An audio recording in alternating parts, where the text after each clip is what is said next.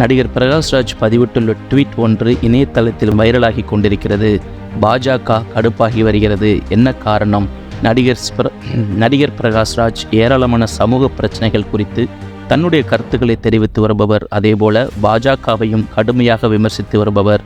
தற்போது தேர்தல் என்பதால் கடந்த சில நாட்களாகவே பாஜகவையும் பிரதமர் மோடியையும் பிரகாஷ்ராஜ் கடுமையாக விமர்சித்து வருகிறார். அந்த வகையில் நாடாளுமன்ற தேர்தலில் 420 இடங்களுக்கு மேல் வெற்றி பெறுவோம் என்று பிரதமர் மோடி சமீபத்தில் பேசியதையும் விமர்சித்திருந்தார். உடனே மத்திய அமைச்சர்களும் பாரதிய ஜனதா கட்சி தலைவர்களும் தங்களின் எக்ஸ் தளத்தில் பெயருக்கு பின்னால் மோடியின் குடும்பம் என்று சேர்த்திருந்தனர். உடனே நடிகர் பிரகாஷ்ராஜ், மணிப்பூர் மக்கள், விவசாயிகள், வேலையில்லாத இளைஞர்கள் எல்லாம் உங்கள் குடும்பம்தானா என்று கேள்வி எழுப்பியிருந்தார். இப்படி பாஜகவுக்கு எதிரான நிலைப்பாட்டை தொடர்ந்து முன்னெடுத்து வருவதுடன் துணிச்சலான கருத்தையும் வெளிப்படுத்தியவாறே வருபவர் பிரகாஷ்ராஜ்.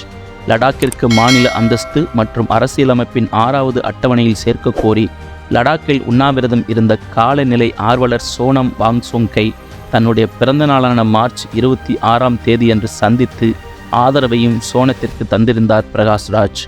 இப்படிப்பட்ட சூழலில் பாஜகவில் பிரகாஷ்ராஜ் இணையப் போவதாக செய்திகள் பரவின. அதாவது தி ஸ்கின் டாக்டர் என்ற ஐடி பிரகாஷ்ராஜ் இன்று மதியம் 3 மணிக்கு பாஜகவில் இணைய இருக்கிறார் என்று ட்வீட் செய்திருந்தது. இது அனைவருக்கும் அதிர்ச்சியையும் குழப்பத்தையும் தந்தவரை இருந்தது. இந்நிலையில் பிரகாஷ்ராஜ் அதற்கு விளக்கம் ஒன்றினை தந்துள்ளார். இந்த ட்வீட்டை தன்னுடைய எக்ஸ் பக்கத்தில் பிரகாஷ்ராஜ் டேக் செய்து, பாஜகவினர் அதற்கு முயற்சி செய்தார்கள் என்றே நினைக்கிறேன். ஆனால் அவர்களது சித்தாந்தங்களை வைத்து என்னை விலைக்கு வாங்கும் அளவுக்கு அவர்களுக்கு வசதி இல்லை. நீங்கள் என்ன நினைக்கிறீர்கள் என்று தெரிந்து கொள்ள விரும்புகிறேன் நண்பர்களே என கேட்டுள்ளார்.